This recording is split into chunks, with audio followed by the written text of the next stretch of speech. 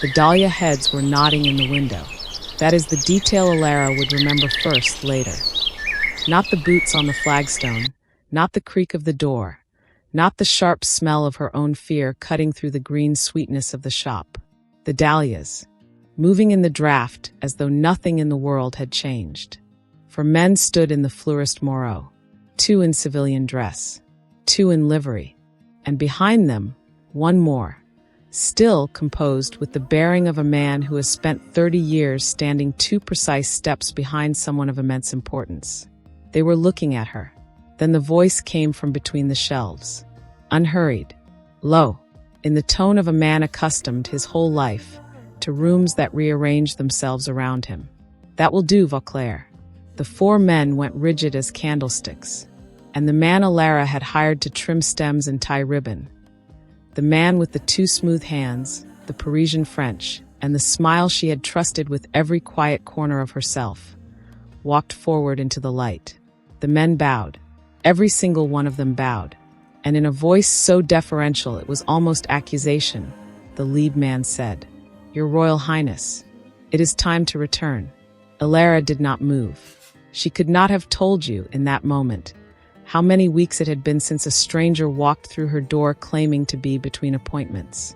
She could not have told you how many stems he had crushed learning to trim them properly, or how many mornings she had arrived to find he had already unlocked the shop and was standing in the rear garden in the early mist, looking at the river as though it were answering a question she hadn't heard him ask. What she could tell you, what she knew, with the full and terrible clarity of someone who has just watched the floor shift beneath both feet simultaneously, was this: she had never been in love with a traveler. She had been in love with a prince, and she had not known, and he had let her not know. How, you are asking, did it come to this? How does a florist in a narrow village lane end up standing across a counter from the man an entire kingdom has been searching for? A man she thought she knew, a man who had spent weeks learning the language of flowers while his royal household burned through every quiet channel available to find him. And understand, in the space of a single bow, that the last several weeks of her life have been something other than what she believed them to be.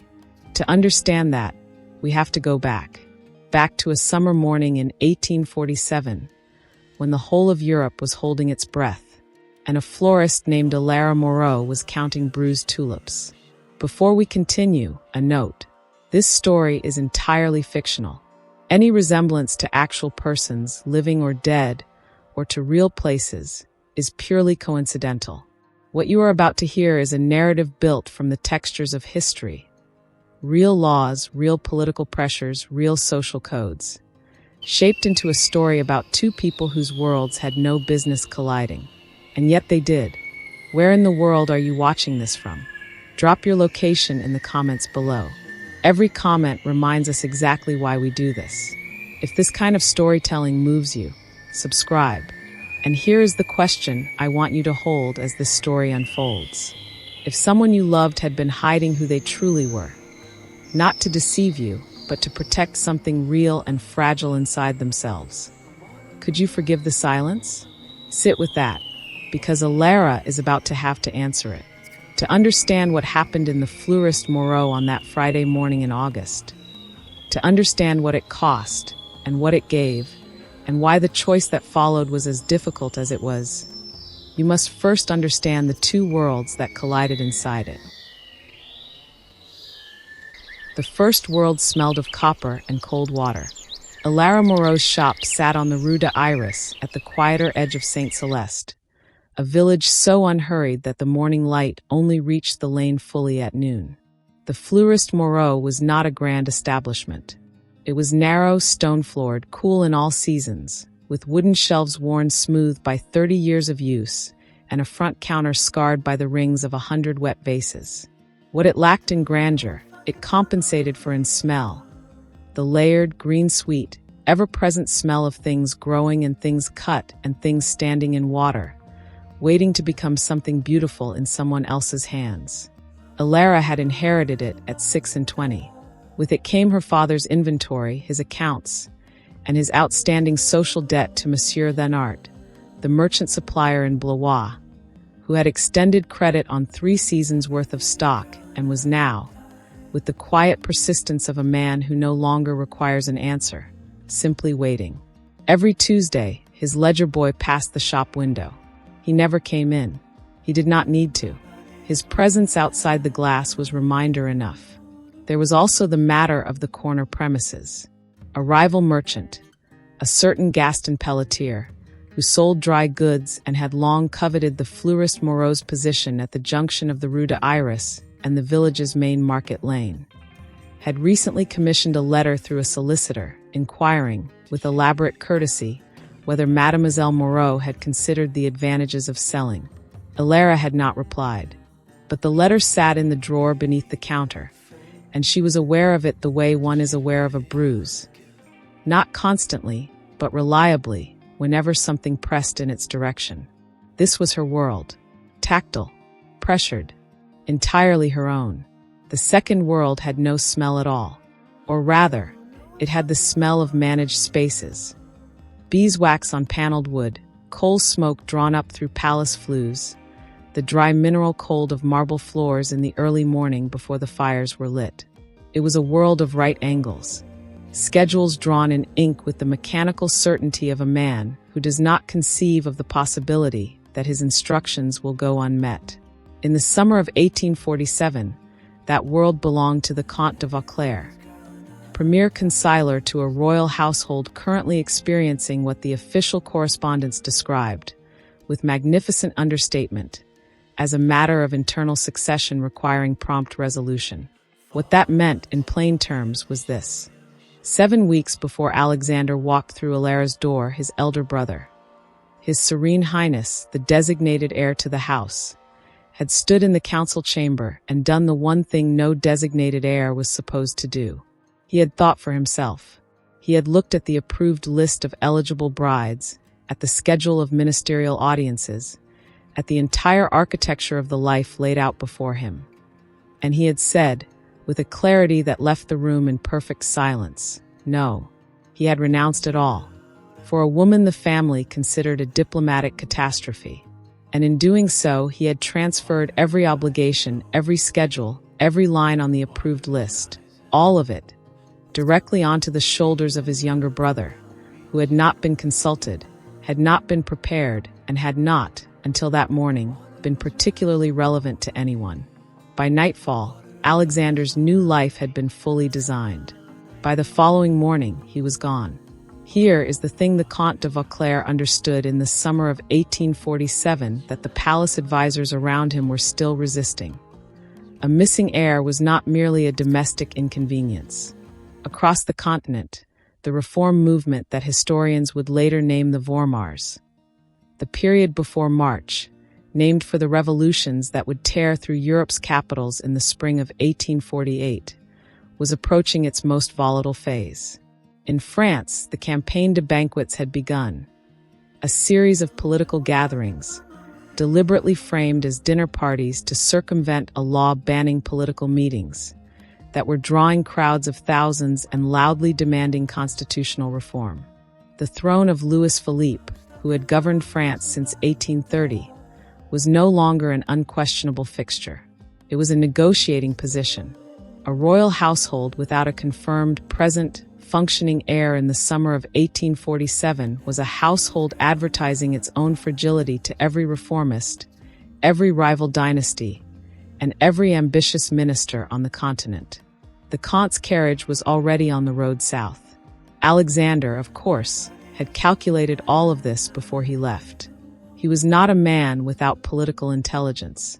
He understood, with unusual clarity for someone his age, that the crown being pressed upon him might not, within a decade, given the temperature of the times, mean what it had always meant. He was not only running from a life.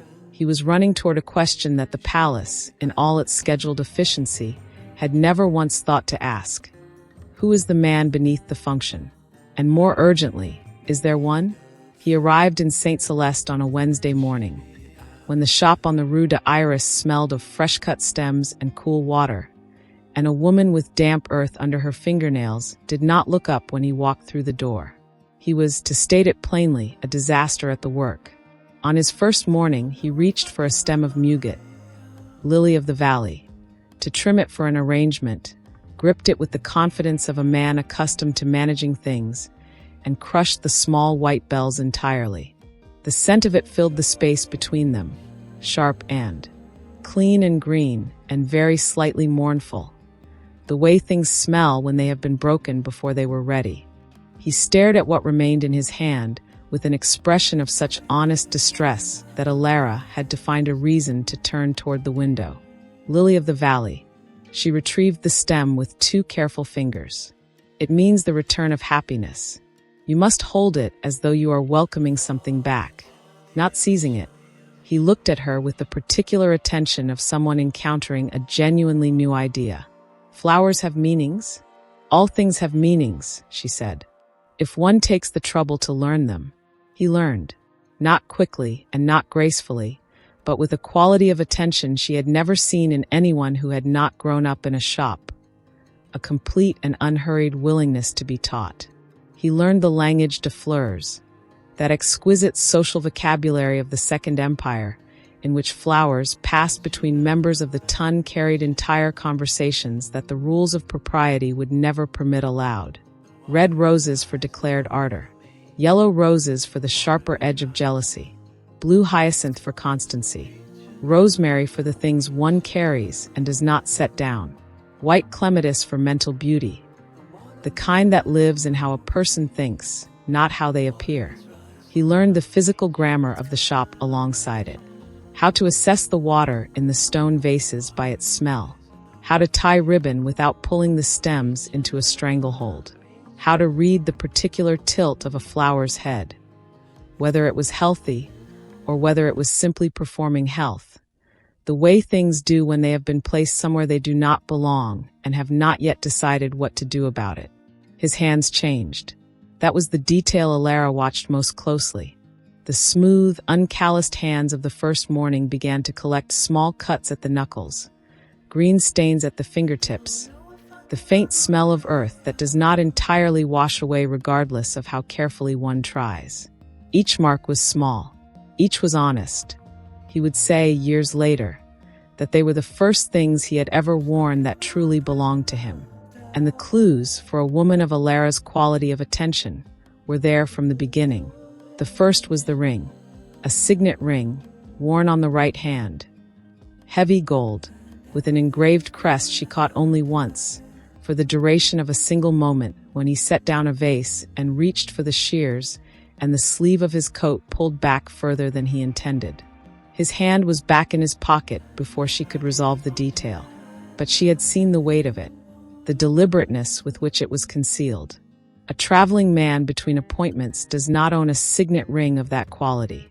A traveling man between appointments does not own boots of English leather, either, but she had already noted that. The second clue was the word we. On a Thursday afternoon in the third week, old Monsieur Picard, who read the Paris papers cover to cover and considered strong opinions on tariff policy a form of social currency, engaged Alex across the counter on the subject of the new trade provisions being debated in the capital. Alex answered with the absolute, unthinking fluency of a man who had sat in the rooms where such things were decided. "We find the southern provisions particularly short-sighted," he said. "The agricultural dependencies alone," he stopped. The word hung in the air between them like a note played in the wrong key. Not I. We.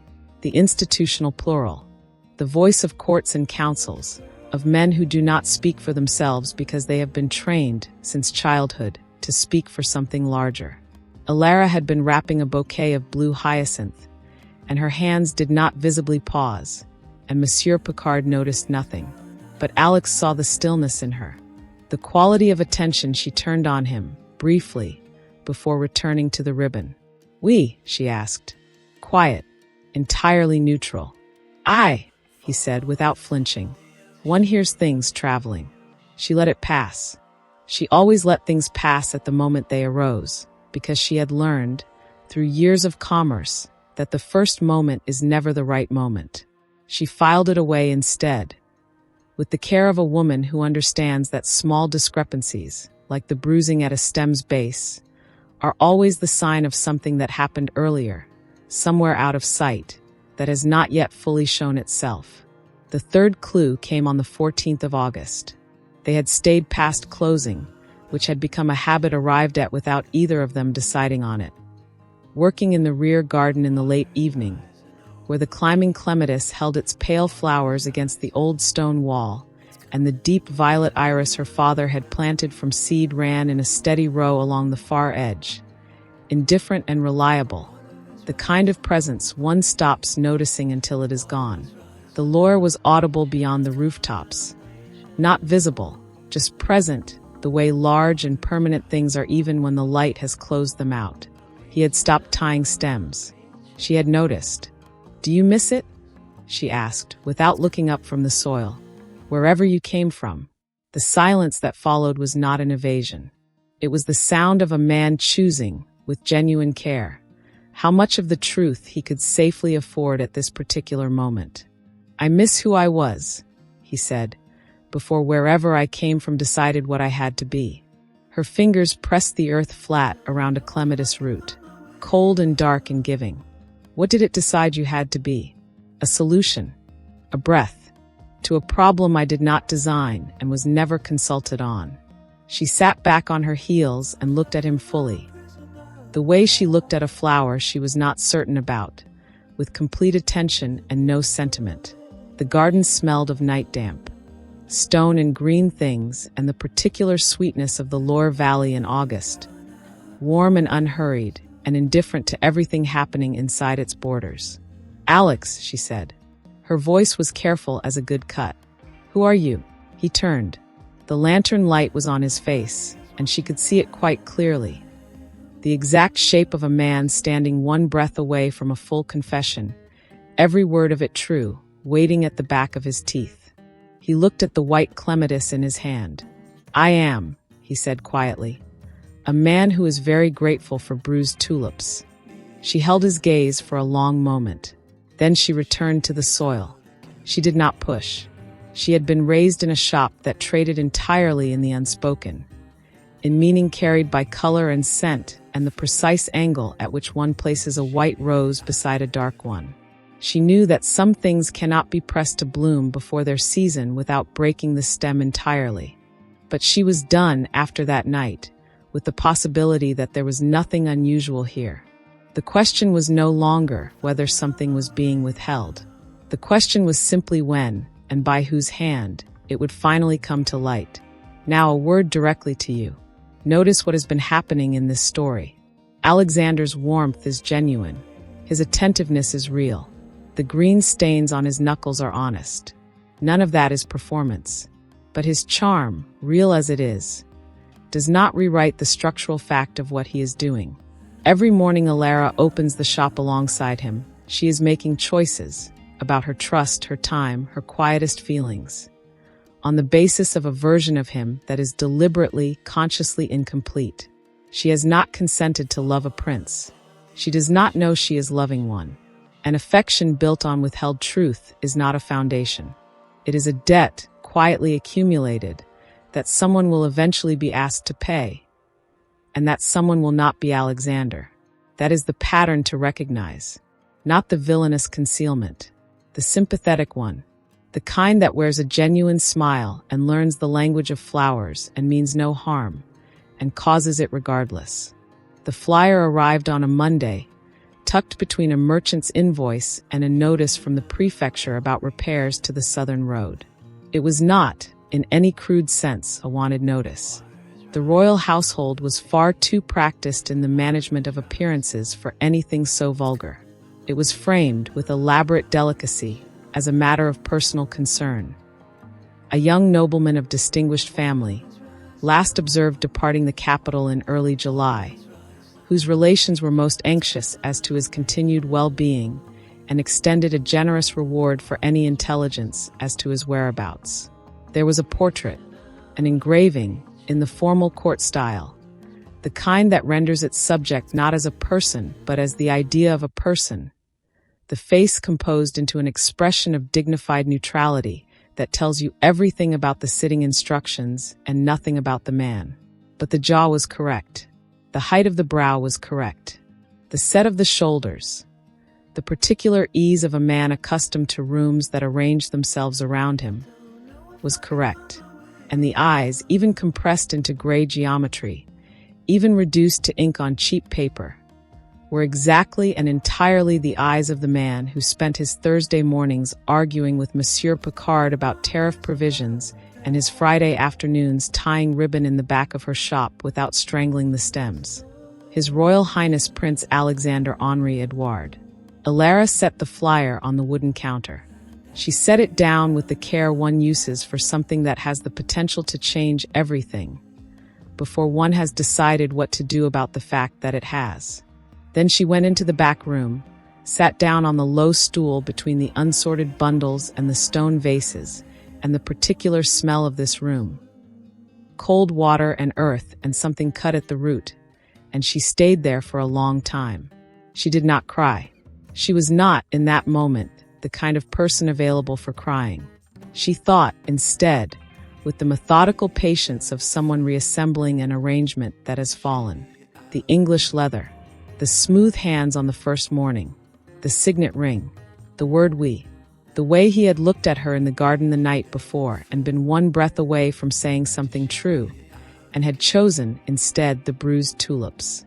She had known the shape of it. She had known it for weeks. The way one knows a bruise is coming before it fully surfaces, from the tenderness alone. She had simply chosen, for reasons she understood now with uncomfortable clarity, not to press. She stood, straightened her apron, walked back to the counter, picked up her shears, finished trimming the roses, because the flyer had told her who he was. But it had not yet told her what she intended to do with that information. And until she knew that, the roses still needed trimming, the vases still needed fresh water, and the fleurist Moreau would not manage itself while she sat in the back room with her feelings. What she did not know, as she worked in the quiet of that Monday morning, was that the decision was no longer entirely hers to manage. 50 kilometers to the north, on the road between Tours and Saint Celeste, the Comte de Vauclair's carriage was moving at pace. Here is what the history books confirm. The pressure bearing down on Alexander's household in the summer of 1847 was not theoretical. The political reform movement known as the Vormars, meaning the period before March, named in retrospect for the revolutions that would erupt across Europe in March of 1848, was at its most volatile pitch. In France, the Campagne de Banquets, a nationwide series of reform gatherings designed to circumvent the law against political meetings, had drawn crowds in the tens of thousands and was pushing Louis Philippe's government toward a crisis it would not survive. Royal households with any degree of strategic intelligence understood, that summer, that the window for stable, orderly succession was narrowing. Not in years, in months. A missing heir was not merely a personal scandal. In 1847, it was a structural vulnerability that every enemy of the house, domestic and foreign, was watching with considerable interest. The Comte was not merely retrieving a wayward young man. He was attempting to secure the future of an institution that was running, whether it acknowledged this or not, out of time. They came on a Friday morning, when the shop was at its finest. Fresh dahlias in the window, saffron and rust. Clean water in the stone vases. The green sharp smell of stems newly cut. The smell of a place that is tended and loved and entirely alive. The fleurist Moreau on that morning was everything Elara had worked to keep it. And it was into the best version of her world, that the palace walked. For men through the door. 2 in civilian dress that deceived no one.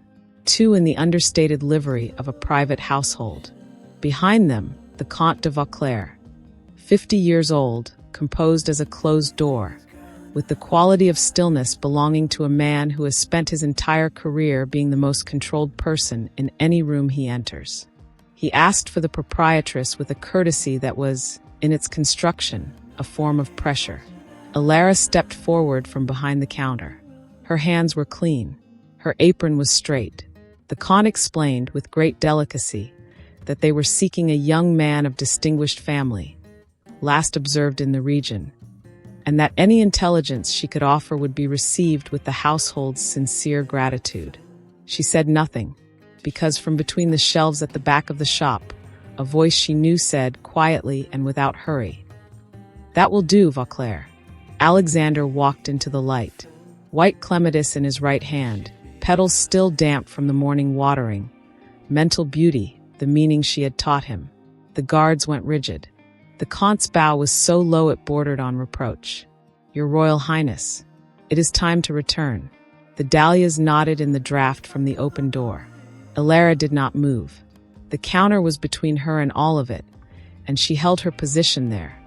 Not because she lacked the courage to step forward, but because there was, in that moment, nowhere left to step that was not already changed. He looked at her across the full width of what had just happened. She looked back, and in that look, not a word spoken, not a gesture made, was the entire cost of every morning he had chosen the bruised tulips over the truth. This is the moment the story asks us to be precise about something. Alexander's motives were not cruel. His concealment was not calculated to harm. But this, Elara standing motionless in her own shop, in the middle of someone else's revelation, with no preparation and no say in the timing. This is the consequence of withheld truth. She did not get to decide when she was ready. The palace decided for her. He did not leave with them. Not immediately. He asked for one conversation. Alone. The Comte, who had managed royal temperament for 3 decades and could recognize an unmovable fact, withdrew without argument. What passed between them in those minutes belonged to them. What came out of it did not. He told her everything, not in summary but completely, the way a wound requires cleaning before it can be properly closed.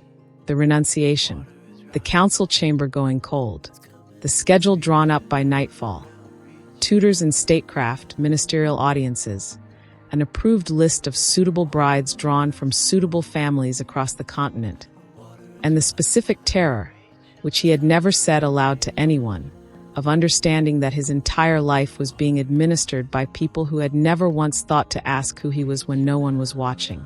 He had not run from the crown. He had run toward a question, whether, beneath the title and the protocol and the institutional weight of generations, there was an actual person capable of being actually known. She let him finish. Then, with the steadiness of someone who has already done the harder internal work. "And were you? Were you actually known?" He looked at the clematis in his hand. "I was taught that a flower is decoration.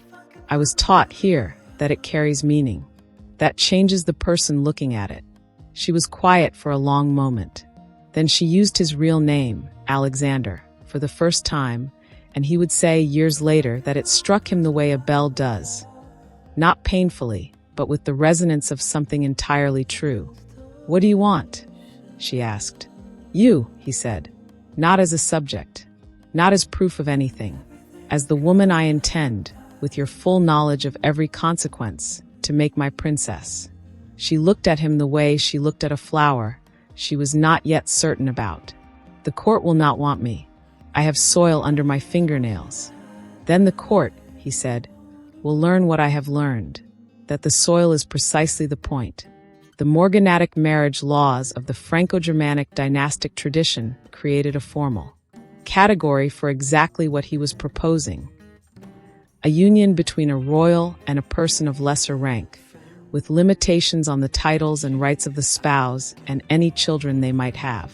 It was, in essence, a legal architecture designed to permit love while containing its social consequences. What it could not contain was the daily reality Elara would enter, a world designed, at every level of its courtesy, to remind her of what she had not been born to. She understood this. She said yes anyway. Not immediately. Not without sitting in the back room first, her hands flat on her knees, looking at the unsorted stems and the cracked flagstones and the particular quality of morning light through the small window. The light that belonged to this room, and to no other room she would ever occupy. She counted what she was setting down.